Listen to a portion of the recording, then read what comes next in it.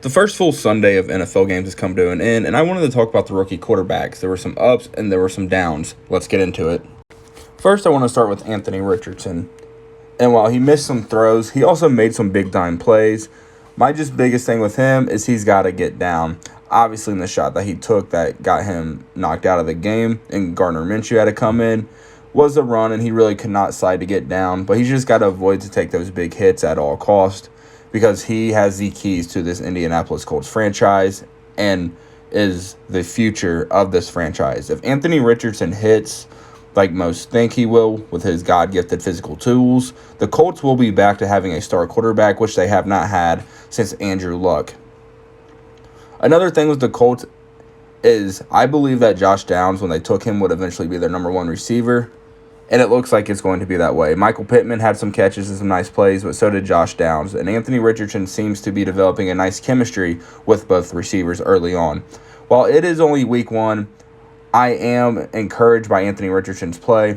With Shane Steichen as head coach coming over from the Philadelphia Eagles, I imagine that Anthony Richardson could lead the league, or at least quarterbacks in rushing touchdowns this year. As we saw with Jalen Hurts last year, a lot of QB sneaks at the goal line. And with Anthony Richardson, you have to use his legs. He has a God-gifted arm, but is still learning how to use his accuracy and where to put the ball placement. But I am encouraged from what I saw against a very good Jaguars team. The Colts ultimately did end up losing, but Anthony Richardson showed promise, and if you're a Colts fan, that has to get you excited, not just for the rest of this season, but definitely for the future, and especially for the next 2 to 3 seasons, while you do have Anthony Richardson on his rookie deal before he ultimately does end up signing a contract if he does hit. Next, I want to talk about the number 1 overall pick, Bryce Young. Now, I have on this channel put out a video early in the offseason. I think Carolina wins this division, and I still do. It's just a rough debut. Bryce Young did not look that great. He had some moments, yes. But he only attempted one pass past 20 yards, and that was an incomplete pass to Jonathan Mingo, their second-round pick. And while, yes, DJ Chark didn't play and Adam Thielen was hobbled and didn't play as much, it just did not look good for the Panthers, and it was just a discombobulated offense. Now it's week 1, a lot of weeks left, 16 weeks. They got some time to figure stuff out. But week 2 doesn't get any easier against the Saints defense that picked off Ryan Tannehill 3 different times this past week. And it just does not look like the Panthers were out-schemed, it seemed like, and out-coached. But Bryce Young just did not look that great. Now, yes, I've already alluded, missed some key contributors in that receiving room. But the one thing I can say is Miles Sanders did look good. They brought him in to take some of the load off of Bryce Young and help him out. And he did his job, rushing for over 60 yards. Miles Sanders, had a really nice game. But I continue to look forward to Bryce Young growing this season. He was the number 1 overall pick for a reason. He had comps to Drew Bryce for a reason. Bryce Young can make any throw. You look at him at Alabama, and he'll do the same thing in the NFL. It's just going to take time. Just an ugly, ugly start. Once he gets his guys back, then we can really evaluate and talk about Bryce Young. But I did want to point out, I believe it was their opening drive early on in the game. Him and Hayden Hurst seemed to have a good connection going. Hayden Hurst catching Bryce Young's first career touchdown and accidentally throwing it to the stands. But Bryce Young is going to continue to grow and continue to get better. And if you got a steady hand at tight end like Hayden Hurst, that's always helpful. And a steady run game in Miles Sanders and a pass-catching back in Chuba Hubbard. I want to talk about C.J. Stroud last because I believe he had the best debut. Yes, the Texans got destroyed by the Ravens, but C.J. Stroud was under duress all day.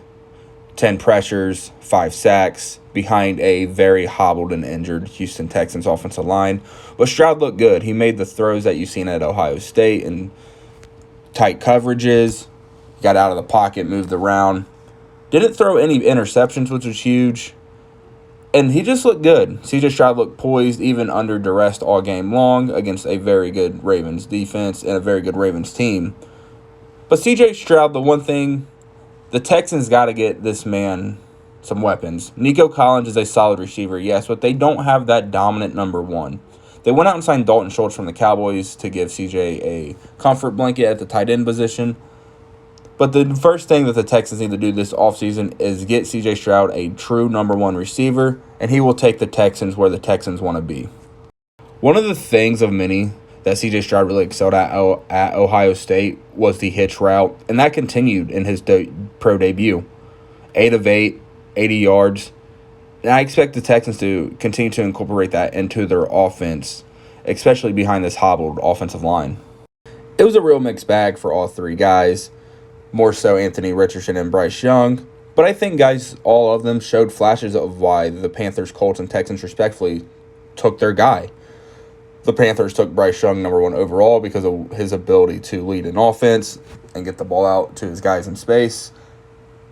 And he showed that at times, but was rough, yes. C.J. Stroud was taken by the Texans because of his ability to put a team on his back and get the ball to his guys, and he showed that. And the Colts took Anthony Richardson just because of his God-given ability. And we've seen that on display as well. There's going to be growing pains with all three, yes. But if you are these three fan bases or organizations, you have to be excited for the future of what these guys showed you. As long as they continue to put weapons and build up the offensive line respectfully for these guys, they will be fine. C.J. Stroud I think will end up being the best out of all three, in my opinion. But I think Bryce Young and Anthony Richardson will be just right behind him. While most draft classes only really have 2 quarterbacks at the absolute most that hit, I think this class has the potential for all 3 of these top quarterbacks to hit. Anthony Richardson's in the perfect situation with Shane Steichen, molding his offense around him coming from Philly and molding the offense to Jalen Hurts. Bryce Young is with Frank Reich, a very smart offensive mind in Carolina. And C.J. Stroud is with D'Amico Ryans, who is a former player, played for the Texans, and knows the city, and can relate with C.J. Stroud with what he's going through as a young player and struggling at times. I really believe that these teams have their perfect guys for these situations. It seems like they got drafted to the right cities and the right situations for their particular skill set. I'm still curious to see what Bryce Young does going forward, and he has a very tough week 2 matchup against the Saints on Monday Night Football. Thank you for watching. As always, please like and subscribe, and let me know down in the comments, how would you rank the 3 starting rookie quarterbacks based on their week 1 results?